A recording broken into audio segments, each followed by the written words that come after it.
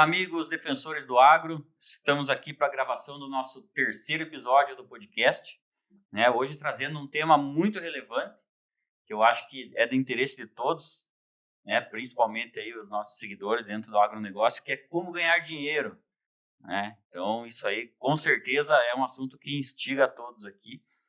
E aproveitando, já faço o convite para vocês para curtirem esse vídeo, compartilharem, se inscreverem no nosso canal no YouTube.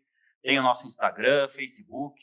Se você se identifica com o nosso conteúdo, com a nossa ideia, se você é um defensor do agro, vem com a gente, compartilha. E principalmente, gente, vamos interagir, vamos deixar aí opiniões, sugestões, dizer se vocês estão gostando, não estão, se esse conteúdo faz realmente diferença para vocês. Tá? E hoje estamos aqui, então, com o nosso colega e defensor do agro, Thiago Almeida, que é engenheiro agrônomo, que o pessoal já conhece aí, mas para quem está começando a acompanhar a gente agora aí, a gente vai apresentar. Nosso colega também, Jean Maestre, que é contador, especialista em gestão, né? E hoje estamos aí, então, para trazer esse conteúdo para vocês. E aí, Thiago, como ganhar dinheiro? Existe uma fórmula mágica para isso ou não?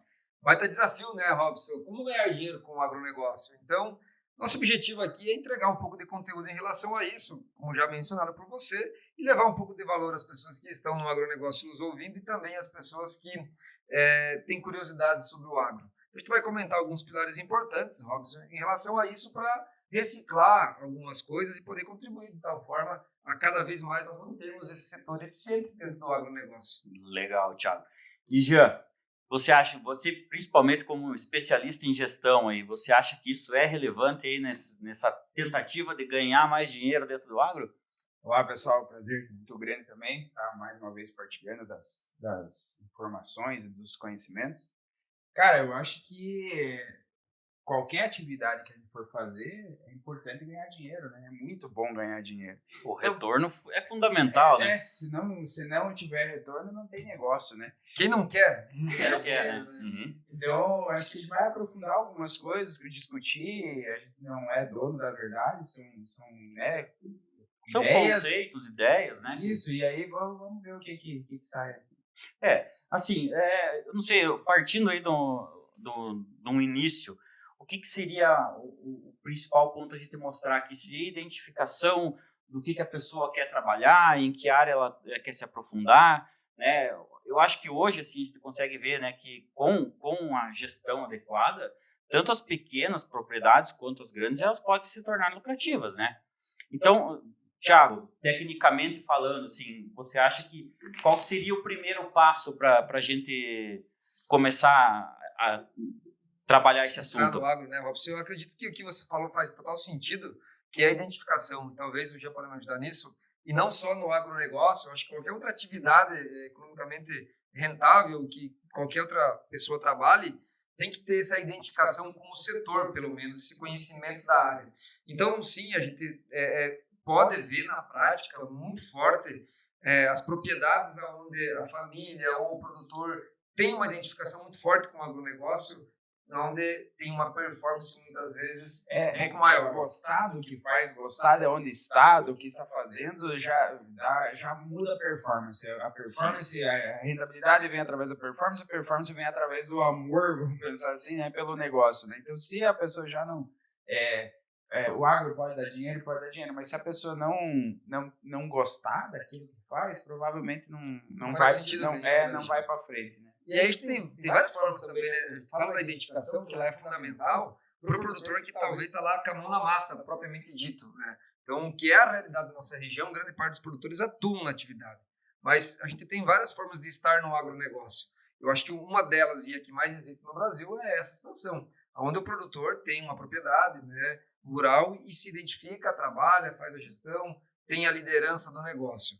Nós também temos uma outra situação onde é possível por meio de arrendamento de áreas, né, que o produtor não é proprietário, e tem a terceira via, talvez, que é por investimento de fundos, né, de terceira situação em que o produtor não está ligado diretamente. Né? Ele investe no agro, mas ele não é o produtor, de fato, né? Ele só é o investidor. Né? Mas ele investe igual investir em bolsa de valores de outros segmentos. A gente até tem empresas listado na bolsa, que são do agro, né? SLC, que agora é John Deere aqui no Brasil, né? Mas tem também a Boa Safra, que é uma empresa de sementes. Entrou agora há pouco tempo. tempo. IPO, né? Não faz muito tempo. É um perfil mais de investidor mesmo, assim, né? De ter mais como negócio. Mas eu acho que é importante nós falar que para ganhar dinheiro, o primeiro passo, e é o que está acontecendo muito já, é ter o agro ou a sua propriedade lá, independente da atividade, como um negócio. Você visualizar aquilo como um negócio e atuar muito forte na gestão disso. A gente brinca, né, que o produtor rural, enfim, ele tem que saber de tudo. E eu não tenho dúvidas, claro, o Thiago pode ajudar, a importância de saber lá, né, a parte técnica. Vou falar aqui da agricultura, né, saber plantar, saber fazer os tratos culturais, colher, é importantíssimo. Mas se ele fazer tudo isso direitinho e não saber fazer gestão financeira, gestão da propriedade, até gestão de pessoas no sentido de se ele tem funcionários lá e tem gente que colabora com ele, não vai fazer sentido nenhum. Ele pode até produzir bem, mas talvez ele não vai bem por... Acho que também tá atento hoje à tecnologia e ao mercado, né? Porque hoje as coisas elas mudam em tempo real, né? Vamos falar aí de preço de grãos, né, e tudo. Então, o produtor ele tem que ter mais acesso a essas informações, tem que estar disposto a ir atrás disso também, né? Eu já ouvi falar que no Brasil, quem tem mais inovação ou quem tem mais contato com inovação no Brasil hoje é o produtor rural. Porque desde as máquinas até na parte de comercialização, ele está totalmente conectado, enfim, está tudo na mão dele, vamos pensar assim. Eu acho que a gente, né, já discutiu em outros momentos, mas a gente vê essa mudança drástica no agronegócio na visão inicial que você falou, já que a gente passa de ver vira a chave de ver o agronegócio como negócio, propriamente dito. Uhum. E a atividade ela se tornou tão importante para o Brasil e tão relevante para as famílias, para os produtores, que tem que ser analisada realmente como uma empresa igual a tantas outras no mercado, até pela proporção que se toma. Seja uma propriedade menor, uma média, uma grande, a estratégia ela é simples, mas ela é válida para todo tipo de propriedade e ela é fundamental para o produtor ter uma eficiência grande. Né? Se o produtor não tiver, vamos pensar assim, primeiro passo lá, planejamento. Se ele não entender qual é a área dele, o que ele pode plantar, qual é a receita que ele pode ter, qual é o custo que ele tem, ele vai estar, sei lá, trabalhando sem ter um objetivo, sem ter nada claro, sem ter visualizar, então parte dali. Então, o produtor que consegue, no primeiro passo, já trabalhar um pouquinho mais planejado, um pouquinho mais em cima de uma gestão mesmo, ele já sai alguns passos na frente. A gente tem realidades diferentes no Brasil, não se discute, com gestões mais apuradas e gestões menos apuradas, mas o que diferencia o produtor dele ganhar dinheiro ou não ganhar dinheiro, porque a gente tem como empresas no Brasil que encerram muito, né?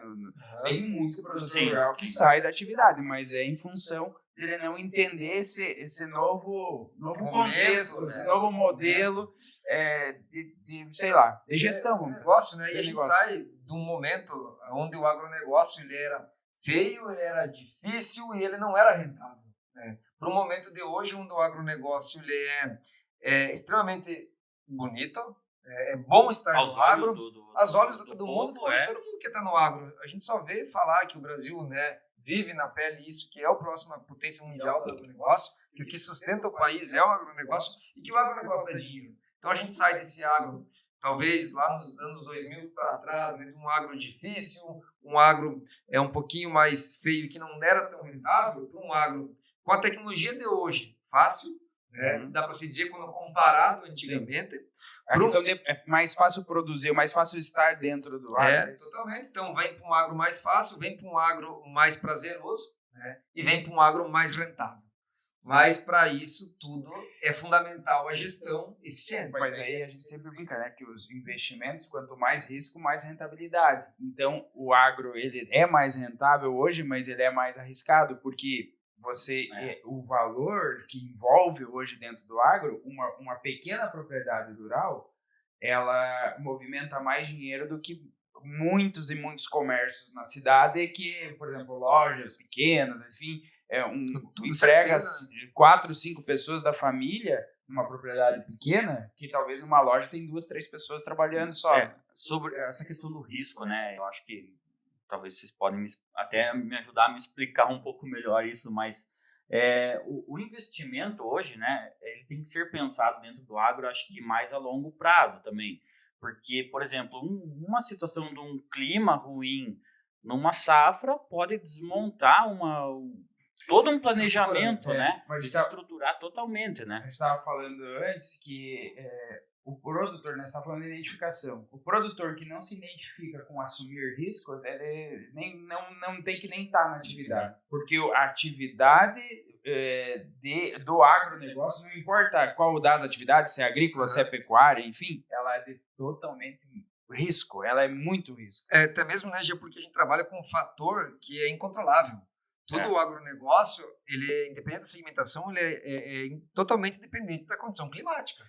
Você pode fazer a condição climática, você pode fazer tudo certo. Você pode comprar certo, você pode comprar certo, pode plantar certo, você pode tentar colher certo, mas você pode a gestão toda correta, mas se o clima não colaborar, se o clima não ajudar, se você perder aquele time ali da colheita ou do plantio, né, você então tem como minimizar esses riscos, mas a gente não isola. Até mesmo porque depende da atividade. A gente tende a falar um pouco mais da agricultura, da lavoura, mas o agronegócio envolve uma gama muito maior que isso. Em toda a questão da pecuária, se a gente for dividir em 2 grandes grupos, pelo menos, né, tem a área pecuária e a área agrícola. Faz parte do agronegócio. E daí para os 2 segmentos, seja ele mais pecuário ou mais agrícola, essa gestão ela é fundamental. Mas olha que é louco, né? Além de toda essa exposição ao clima, que é uma loucura, que não tem como a gente controlar, tudo que o produtor rural produz, ele fica, para a gente ser exportador principalmente, ele fica exposto a dólar, fica exposto a Chicago, fica exposto a bolsas, aí a guerra lá na Rússia, o problema de energia na Europa, tudo está conectado, então ele refletindo dentro do mesmo dia no negócio dele, né? O negócio dele num dia está muito bem, no outro dia pode estar muito mal. Que hoje no Brasil, né, país do agronegócio eu acho que essa globalização trouxe muito benefício para o agronegócio, fomentou muito o Brasil, né? Mas junto com isso veio o desafio,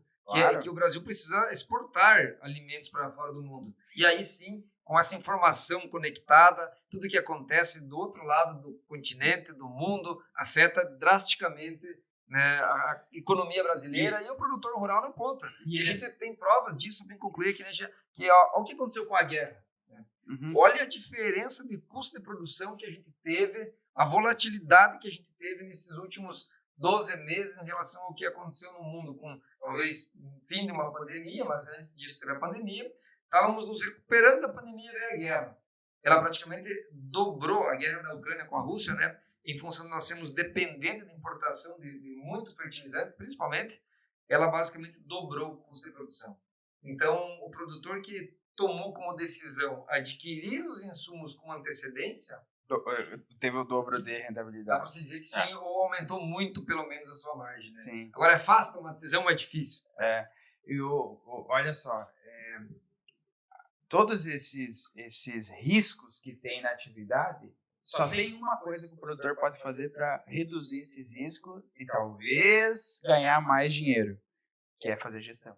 Então, ele entender toda a cadeia dele, desde da onde que vem os insumos dele, né, quanto que está custando a área de terra lá dele, até fazer cálculo financeiro dessa área, quanto que custa, se ele está pagando juros, se não está pagando juros, enfim, se ela está rentabilizando, até o momento da venda lá com dólar, com Chicago, com tudo que tem. Então, como é que eu posso dizer? Para ele minimizar tudo, ele tem que entender muito de tudo para ele minimizar cada vez mais esses riscos que ele está envolvido. Então, a gente entra nesse ponto de planejamento que a gente pode fazer aqui criar diversos tópicos fundamentais para o sucesso no agronegócio. Então, talvez essa identificação, a gente pode considerar como um primeiro ponto, de o produtor, se a gente trazer o negócio para discutir um pouco mais esse caso do produtor que investe no agronegócio, eu acho que é fundamental que ele goste, né? Que ele se identifique com o agronegócio. E aí sim ele tem que entender do negócio, ele tem que gostar e ele tem que se planejar. E o planejamento, igual você falou, né, já vai desde uma compra de insumos, desde uma venda de grãos, desde uma capitalização, desde um dimensionamento de máquina, que a gente vê muita coisa acontecendo certa, mas também a gente observa aí no campo muito implemento agrícola, muita máquina, às vezes excessiva. E a gente tem que melhorar a otimização disso tudo para aumentar a eficiência. Talvez a gente viveu nos últimos anos uma explosão de valores, né? E aí os valores movimentados ficaram muito grandes e daqui a pouco não está tendo esse dimensionamento de quanto que eu preciso investir em máquinas, em terreno, para poder ter o melhor retorno possível. Talvez as máquinas estão aí, né? Cada ano que passa uma tecnologia nova, mas até que ponto ela é indicada para você, né? Uhum. Então, assim, eu acho que também parte muito da importância de se buscar o técnico que venha te ajudar. A gente vê hoje, né? Eu acho, né? Acho que isso já foi comentado em alguns episódios anteriores, mas a diferença que o cooperativismo fez nesse modelo de gestão. Toda, né? Porque hoje uma cooperativa consegue reunir diversos produtores, né? E levar até eles, por exemplo, um trabalho técnico de veterinário, de agrônomo, de todo esse suporte, né? Eu acho que isso também interferiu muito para que conseguisse hoje uma rentabilidade maior, né? Não tenho dúvida que o agro só está onde está no Brasil em função das cooperativas, né? De todo esse apoio, desde o apoio técnico, mas o apoio em gestão mesmo que é dado, né? A cooperativa faz todo o apoio da compra, faz todo o apoio na hora da venda, que o produtor ele focou mais até na parte de produção. E a cooperativa também dá todo o apoio na hora de produzir, com assistência técnica. Então, ele foi fundamental para essa evolução. Né? E esse apoio, né, que a gente comentou, né, ele veio desde uma época indispensável. Porque é uma situação a gente olhar para o sistema como um todo do agro hoje. Nós temos cooperativas já com 100 anos no Brasil de existência. Outras com 60 anos, outras com 30 anos e outras mais recentes. Mas o agro de 60 anos atrás, ele era totalmente diferente do agro de hoje. Ele era muito mais desafiador. Aonde esses produtores estariam se não tivessem tido o apoio das cooperativas? E as cooperativas surgiram justamente por isso. E por uma necessidade, foram na verdade. criadas por produtores rurais que precisavam, de uma forma conjunta, buscar melhores alternativas para ter eficiência. E isso, o que prova que o sistema tem sucesso, são essas cooperativas que estão há tanto tempo no mercado, 100 anos, 50 anos, 40 anos. Isso se provou na linha do tempo, né? Porque vamos pensar com nós aqui, né? Quantas estiagens já se passou nos últimos 60 anos? Uhum. Quantas volatilização de preço já se teve nos últimos 50 anos ou 80 anos? Então, quanto perrengue o agronegócio passou? Uhum. E as cooperativas estão aí, grande parte delas, firmes, apoiando, claro que nem numa totalidade, mas grande parte delas estão, e muito onde elas estão, o produtor está junto. Uhum. E às vezes, onde a cooperativa teve dificuldades e não está, o produtor também não é o mesmo da época. Uhum. Então, ocorreu essa mudança. Isso prova a importância desse sistema para o agronegócio. Só voltando um pouco no que você comentou antes, né? Você falou agora dessa mudança, né? Das pessoas que talvez já não são as mesmas que estavam lá. Mas essa coisa que você falou, que hoje o agro ele está mais bonito, está mais visado. Eu acho que também um ponto importante que melhorou essa questão da gestão é que há uns 2000 para trás ali, né, as famílias que tinham os filhos em casa, né, queriam que os filhos fossem trabalhar em outros setores, né, não queriam que tivesse essa sucessão familiar dentro da propriedade. Não se criava identificação. Não se criava identificação. E hoje os filhos saem, estudam e voltam com conhecimento técnico, né? E hoje alguns até acabam nem saindo para estudar. Tipo, a família que tem 2 ou 3 filhos, um sai, estuda, o outro continua trabalhando, porque tem essa identificação e porque entenderam que hoje é rentável, que hoje tem como fazer acontecer, né? É um negócio até que eu me preocupo, porque se for pensar em questões hoje, de sustentabilidade, vamos pensar assim, de rentabilidade, os filhos dos produtores não precisariam nem sair para estudar. Mas talvez isso vai fazer muita diferença ao longo do tempo, essa base que eles vão buscar e trazem para dentro da propriedade, e vai fazer eles ter um resultado diferente lá na frente, sabe? Que daí já a gente pode avançar para um terceiro ponto importante no sucesso do agronegócio, que é a execução, né? Então, com essa pessoa, esse filho do produtor indo buscar informação e aprendendo e vindo aplicar, a gente começa a ter uma execução mais eficiente dos processos. E talvez esse cara vai ter as três coisas, né? Se ele tem a identificação. E ele tem. E ele vai lá e se prepara com a gestão e consegue voltar e executar. E ele volta com noções de planejamento, porque também, da mesma forma que a gente fala que é complexo, é simples. Mas é o básico bem feito que você não pode gastar, né, mais do que você ganha.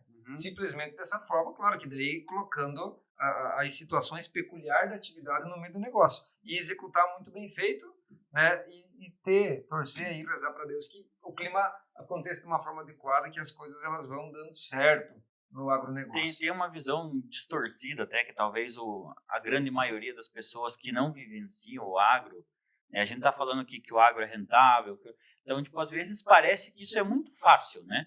Então, tipo, eu já vi gente falando e tal, e comentando de uma forma, assim, com um pouco de conhecimento, dizendo, o produtor é tranquilo, ele vai lá, ele tem um equipamento bom, ele planta, ele vai para casa e espera para colher. Mas é um dia a dia lá né, na lavoura, na propriedade, e o risco que o cara, ele não dorme, porque se faz uma semana que chove e ele precisa colher, ele não dorme enquanto ele não tiver certeza que parou de chover. O agronegócio, né, Robson? O agronegócio ele é uma indústria a céu aberto, ponto.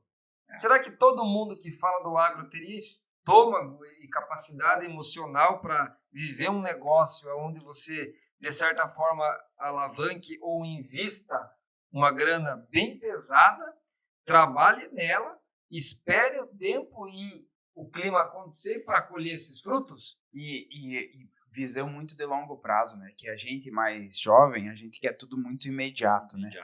Hoje, se a gente for fazer cálculo de rentabilidade para se pagar a terra, a gente está falando talvez em 30 anos. Que produtor, né? Gente, vocês podem me ajudar? Quantos por cento dos produtores que estão no agronegócio hoje, que estão bem no agronegócio, entraram na atividade nos últimos 10 anos? Não.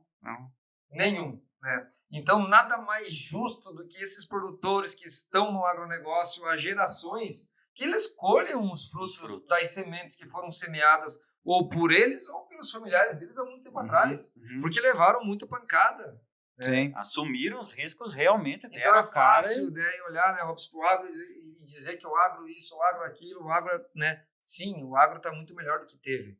Mas pergunta para uma pessoa dessa se ela estaria disposta a viver uma vida igual de um produtor que está no agro há 30 anos atrás, permanecer por 30 anos produzindo de uma forma para colher o fruto hoje. Mas foi o que aconteceu, né? Sei lá, mais da metade das pessoas foram embora, né? Venderam até porque era muito difícil trabalhar, não dava dinheiro, era difícil, era tudo ruim, né? Não vai ficar fazendo o quê? Então, quem ficou e agora tem uma nova visão e agora tem muita gente querendo voltar para o agro. Só que nessa volta, não vai achar que é fácil. Precisa uma condição financeira, um capital muito grande investido. Para entrar do zero no agro é quase impossível, porque tu precisa de muito capital para poder fazer o negócio. E aí, até mesmo a gente fala de um ativo, não sei se posso chamar assim, mas ele é finito.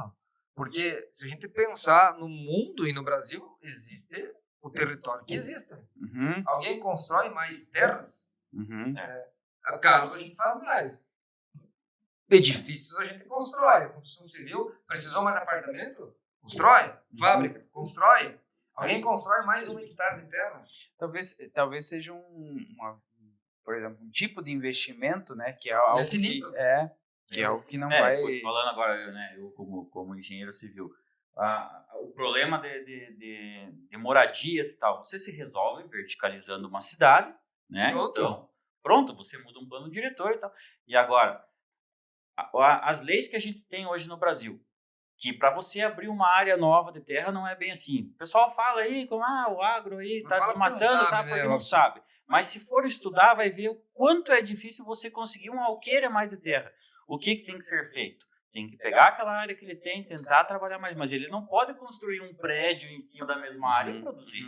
O Brasil preserva 66% do território nacional. Isso é muito importante. Qual outro país preserva 66%? E, em contrapartida, para a área agrícola, nós exploramos cerca de 7% do nosso território nacional. Os Estados Unidos, por exemplo, que é um dos países que mais cobra o Brasil, né? Utiliza 17%, 18% do território para agricultura. Esse papo de que o Brasil não preserva, de que o Brasil só polui, gente, isso daí é história de quem não entende o assunto, não sabe nada. Mas as principais cobranças vêm da Europa, lá a França, que é mais de 50% de área. Sim, a gente vê agora a França, a situação que está lá, que eles estão derrubando floresta nativa lá por crise energética e tal. Então eles estão indo para madeira, né? Então, é claro que a gente tem alguns desafios no agro, tem coisas que acontecem que não seriam o ideal. No Brasil também tem, mas é muito mais de uma forma correta, de uma forma honesta, coerente do que se fala por aí, né? Sim. E enquanto as pessoas existirem, enquanto as pessoas precisarem se alimentar, queiram elas ou não, elas vão depender do agronegócio, no meu ponto de vista, ad eterno, né? Daí, se a gente ir para coisas mais macro, né? Para o agro continuar dando dinheiro, tem que continuar produzindo o que tem demanda, continuar oferecendo o que tem demanda, com gestão para ter rentabilidade, né? Então, não adianta só dizer, agora eu vou para o agro e vou produzir grão de bico, né, Eduardo? A gente brinca muito, vou produzir grão de bico. Mas aí tem mercado... Tem consumo em larga escala? E tem, enfim, infraestrutura para esse produto. Então, é algo que sim que é validado mundialmente. Então, tem que estar de olho, que a pouco as coisas mudam. Então, além de todo essa preparo, você tem que estar preparado para o novo também, né? E a gente vive nesse momento uma conexão, né, uma acessibilidade de informação em todas as regiões, né? Basicamente, e um acesso à internet, né? E isso favoreceu no uso de tecnologias no agronegócio, na implantação de tecnologias em equipamentos que mapeiam, que levam profissionalismo, levam eficiência para a execução da operação, que agrega muito, né, Jean, na performance da produtividade. Então, tem várias regiões no Brasil, né, com níveis de investimento diferentes, mas grande parte do agronegócio brasileiro é um agronegócio tecnificado, conectado, onde o produtor ele tem a segurança e a consciência de tudo que está acontecendo na fazenda, ele estando ou estando acompanhando, né, por meio de softwares, por meio de tecnologias que mapeiam colheita, medem produtividade, vão fazer uma agricultura de precisão, vão medir fertilidade. Então, acaba se aplicando realmente o que é necessário, no local necessário, na proporção necessária, né, e automaticamente colhendo o resultado disso tudo. Dados e informações para melhorar a sua rentabilidade. Perfeito, gestão de para rentabilidade.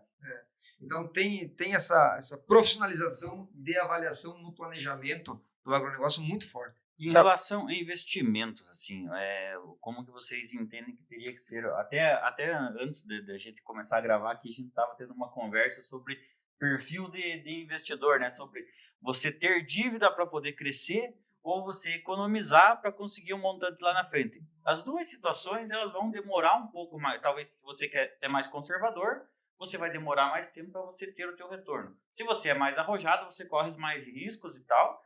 E, assim, eu entendo, acho que o agro, assim, é risco o tempo inteiro, né? E as linhas de crédito hoje, assim, o acesso ao crédito para o agronegócio, acho que ele facilitou bastante também, né? Para que a tecnologia, como a gente falou aqui, chegasse para dentro das propriedades, mas eu acho que assim, limita muito a esse perfil, né, do investidor. Antigamente o produtor tinha muita aversão à dívida, por exemplo, a financiamento bancário. Hoje, com essa profissionalização do produtor, ele está visualizando como um apoio, né? Então, ainda temos dificuldades. O governo, nos últimos anos, né, nos últimos ciclos, ele vem apoiando mais o agronegócio, porque ele entende que o agro ele é necessário para o desenvolvimento do Brasil. Talvez ainda poderia ser mais, mas na minha visão, eu acho que é fundamental o financiamento para o crescimento, né? Porque o Thiago, por exemplo, né, poupar e depois investir, ele demora um pouco mais, então daqui a pouco não dá tempo de fazer o ciclo. Né? E eu acho, já para o agronegócio, um ponto bem importante que o Robson mencionou e você complementou, que o produtor tem que ter as duas vias. Né? Ele tem que buscar esse recurso financeiro dos bancos, até mesmo porque no Brasil nós temos um subsídio, de certa forma, quando comparado a créditos da indústria para o agronegócio. Nós temos uma facilidade em relação a isso. É um dinheiro de repasse, um dinheiro com um juro um pouquinho mais leve do que a indústria. Então, que vale a pena ele aproveitar essas oportunidades de negócio. E, por outro lado, ele é fundamental que ele tenha uma condição financeira de fluxo de caixa de passagem. Porque daí ele não fica dependente do crédito. Ele consegue tomar a decisão no melhor momento possível. Porque nesse mundo globalizado que a gente vive, a gente observou uma volatilidade muito grande, tanto em preço de commodities, em preço, né, frango, em preço da suinicultura, do leite e também no custo de produção. Então, esse produtor que ele tem uma condição financeira, tem a famosa gordurinha mesmo, para se manter, dependendo da atividade dele, mais uma safra ou mais um ciclo, ele tem a consciência e a tranquilidade de poder buscar o melhor momento para ele tomar a decisão. Então, com as análises que ele faz, ele pôde, por exemplo, comprar produtos talvez 12 meses antes da utilização, antes da guerra, que isso facilitou muito. Aí ele produz a produção dele. Às vezes ele vai olhar e vai dizer assim, a soja não está num momento bacana para comercializar. Mas se eu tenho dívida, a gente brinca, qual que é o melhor momento de fixar, às vezes, de vender? É quando tem quanto para pagar. Não tem muito o que fazer. Agora, se ele tem uma condição financeira já estável, ele pode dizer assim, não, eu vou deixar o meu produto lá, vou deixar meu milho, né, até eu ter a melhor alternativa possível ou um ganho de preço. Vai ficar um ano? Às vezes vai ficar um ano. Agora, o produtor que não tem essa condição, ele tem que comprar, talvez no pior momento, tem um custo financeiro grande, isso tudo encarece a produção dele, e ele, muitas vezes, está produzindo e já tendo que fazer a venda para honrar os compromissos. Então, a gente vê a diferença de margem, talvez pode me ajudar um pouco mais, Janice, mas muito grande desse produtor capitalizado, que também usa recurso do banco, versus o produtor que toma todo o recurso do banco necessário e não está capitalizado. Importante também o produtor pensar em investimento para ganhar escala, porque para se ganhar dinheiro, hoje como o agro nós estava falando agora, ele é uma margem muito pequena, que qualquer detalhezinho tira a sua rentabilidade, tanto na hora de vender como na hora de comprar, ou qualquer coisa ali no momento de produção. Se você não tiver, quanto mais escala você tiver, mais dinheiro você tende a ganhar. Então, o produtor que ele tende a não investir, que ele tem esse medo do investimento ou medo de fazer dívidas, vamos pensar assim, de crescer, ele tem uma rentabilidade limitada. Porque a gente tem cada vez mais máquinas mais modernas, mais potentes, que se você tem você fica limitado numa área, você não consegue rentabilizar aquela máquina. Você não consegue comprar. Então, e aí você deixa de usar tecnologia, e aí você deixa talvez de produzir. Né? Sim. Então, claro que isso é um dos fatores bem, bem importantes na eficiência do agronegócio, na eficiência da atividade. E a questão de investimento de escala é algo bem, bem legal para a gente discutir aqui, porque aí a gente traz para um outro assunto, que é uma realidade, eu acho que do agronegócio brasileiro numa totalidade, que é uma situação dos arrendamentos. Né? E aí a gente vê produtores indo muito bem com áreas arrendadas, produtores que não tiveram a mesma felicidade com áreas arrendadas, um deixaram as atividades, outros quebraram mesmo em função do risco que se tem. Será que é bom ou será que é ruim arrendar? O que vocês acham também? É que, pelo menos é o que eu penso, né? Quando o produtor já tem uma certa estrutura e o arrendamento ele vem para otimizar o uso dessa estrutura, principalmente de máquina, eu acho que o arrendamento ele é muito bom. O problema é quando o agricultor ele tem uma estrutura pequena e ele vai para um arrendamento e daí esse arrendamento faz com que ele precise de mais investimento para poder tocar essa área maior, sabe? Então, essa é a questão que o produtor tem que olhar. vai arrendar e vai ganhar escala, beleza, ele vai ganhar escala, só que ele vai aumentar enquanto o investimento para ele ganhar essa escala. Então tem que ter esse cuidado, sabe? E a gente vê de tudo daí, né? A gente vê produtores que entram no agronegócio arrendando áreas, sem ter área nenhuma, que o risco é muito maior. A gente vê produtores com áreas bem pequenas, que são viáveis. Mas aí esse cara que entra do nada, que vem só arrendando, muitas vezes ele é um cara, ele tem um perfil muito de investidor e ele é muito profissional no negócio dele lá. Tem que ser, né? Porque senão ele já entra estruturado, né? Ele não vai se montando dentro da vida. Tem uns caras que são meio doidos, assim. Mas ele vai ter que ter um caixa para iniciar. Porque muitas vezes o crédito demandado para o agro é muito grande. E ele não acaba não conseguindo porque ele não tem histórico. Né? Então, é perigoso. É uma situação onde a chance de dar errado ela é bem grande. Nesse produtor, nesse profissional que vira produtor, ou nesse empresário que vira produtor, arrendando 100% das áreas. Eu acho que não sei qual que é a realidade hoje, assim, em números sobre arrendamento, sabe? Mas talvez, assim, nessa virada ali dos anos 2000 para cá, isso aí acho que deve ter mudado muito, porque, assim, o filho que não se interessava muito, quando o pai ia deixando a atividade, ele voltava, vou arrendar e tal, eu tenho uma renda aqui e tal, não se preocupava.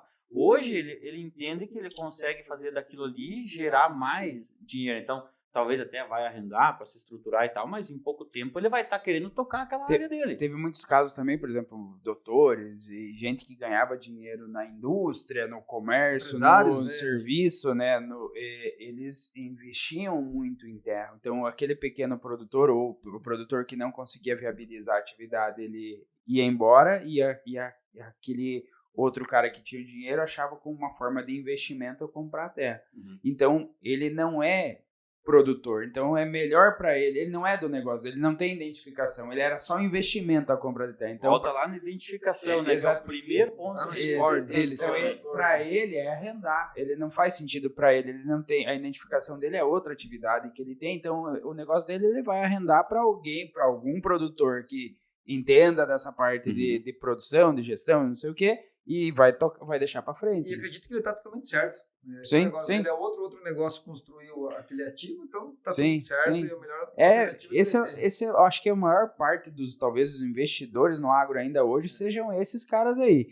Claro que hoje está mais moderno, os fundos e tal, mas boa parte dos investidores no agro hoje são esses caras que viram como oportunidade de investimento a compra de áreas de terra. Isso muitos anos atrás, onde a área de terra era muito barata. Nossa. Né? Claro que no Brasil a gente tem talvez regiões mais para o norte do país que ainda áreas de terras podem ser um investimento rentável para arrendamento, que não é a realidade que a gente vê para nossa região hoje, em função do custo da área. Né?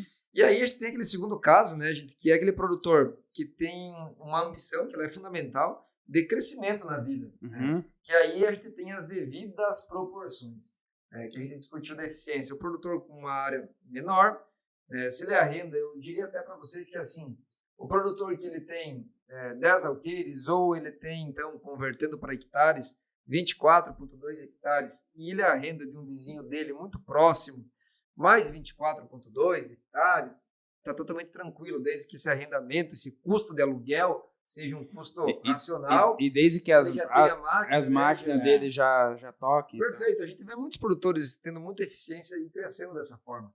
Mas nós temos aquele produtor de 24 hectares, de 10 alqueires, que muitas vezes ele coloca aquela área dele em xeque para o negócio. Que ele vai lá e arrenda, aluga 500 hectares. Sim.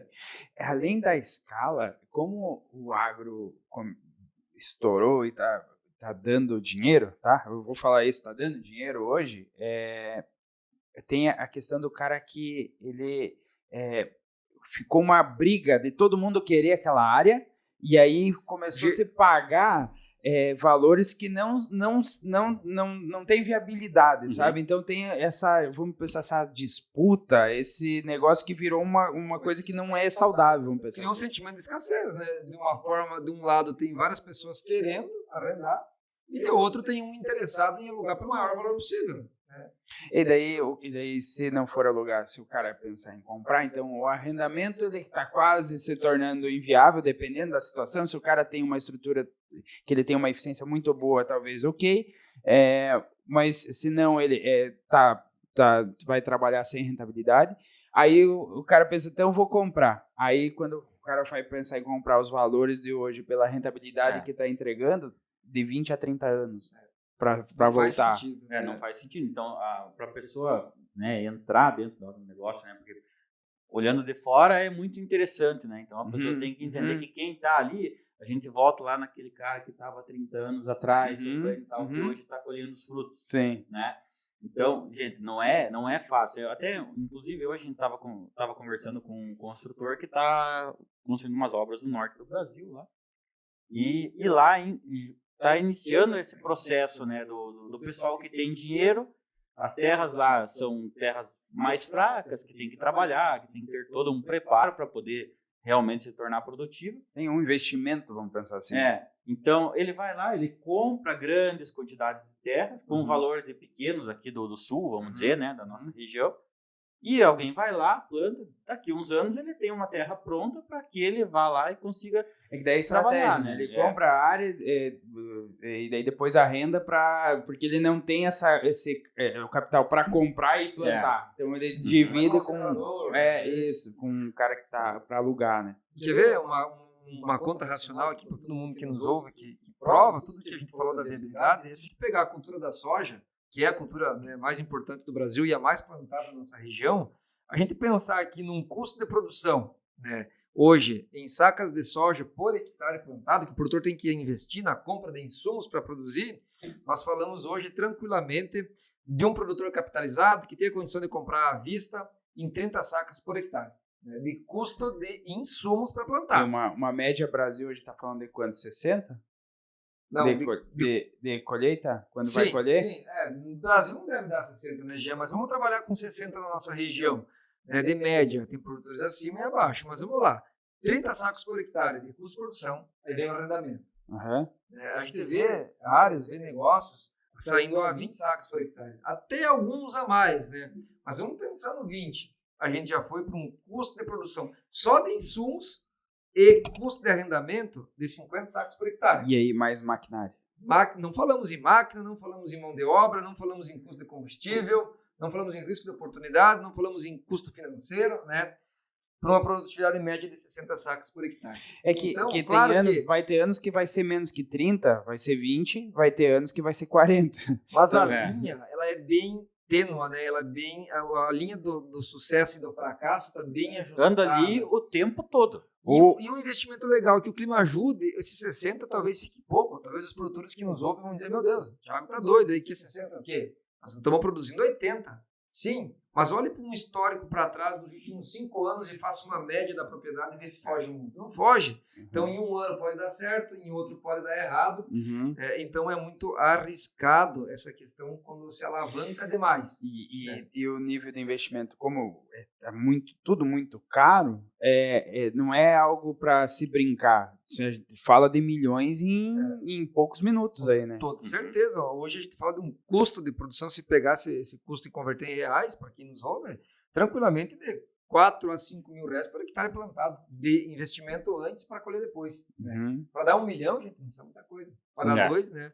Então, onde é que esse produtor ganha? Ganha nisso que eu já falou antes, que é o que arrenda uma área próxima, que tem máquina, que vai otimizar as máquinas, ele vai plantar uma área grande, e aí se sobrar para ele 5 sacos por hectare limpo, depois de tirar todas as despesas, vezes os 500 hectares que ele arrendou, vezes o preço da soja, também são, talvez, muitas vezes, alguns números relevantes, ou até mesmo milhões, né? Mas o risco é muito alto. Sim. Então, é onde a gente vê o maior perigo do agronegócio, é onde a gente, infelizmente, vê produtores tendo que sair da atividade, se desfazer daquela pequena área que eles tinham, para poder liquidar, às vezes, as despesas, as dívidas que tiveram. Então, acho que o arrendamento é uma via de negócio rentável, desde que com a gestão ainda muito mais aguçada, muito mais afinada. Se o produtor que tem área própria precisa ter gestão para ganhar dinheiro, então vamos ter, já indo mais para o final, acho aí, né, que já está chegando no final do nosso podcast. Se o produtor que tem área de terra precisa de gestão para poder ganhar dinheiro, o cara que não tem área de terra, que precisa pagar por essa área ainda, esse cara tem que ser ninja, né, para poder uma gestão ao quadrado, para poder ganhar dinheiro. Então, o agro dá dinheiro, mas não é bolacha, né? Você tem que saber mexer com o negócio. Não é tão fácil quanto parece muitas vezes, né? Não, senão nós também estávamos ganhando dinheiro, né? Sendo produtor rural, né? Então, bem delicado. Eu acho que, aí, já quase finalizando, aí só eu queria puxar uma coisinha ali que o Thiago falou um tempo atrás aí.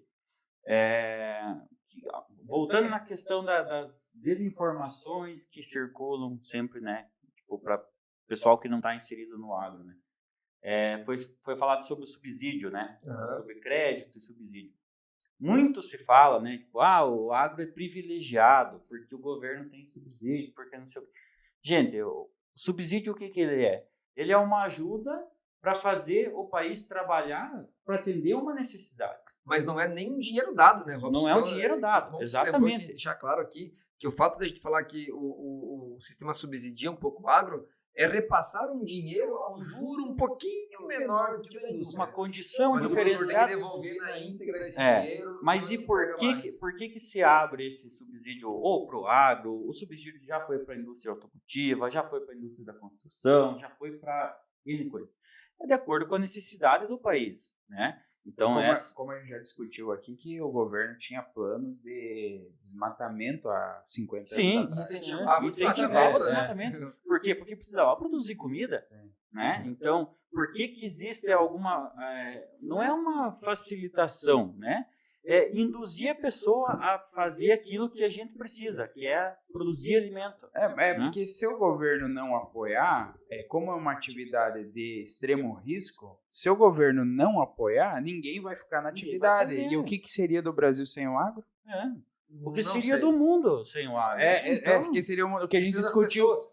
O que a gente discutiu no primeiro episódio, não existiria nada sem o agro. A gente volta sempre no mesmo. Então, tipo, esse tipo de situação assim que me incomoda bastante, que é as informações que correm, né, tipo, paralelamente e numa linha totalmente fora da realidade, né? Então as pessoas precisam entender melhor isso daí, né? Eu acho que o principal ponto do nosso papel aqui é esse, né? É a esquerda que fica falando coisa que é de 200 anos atrás.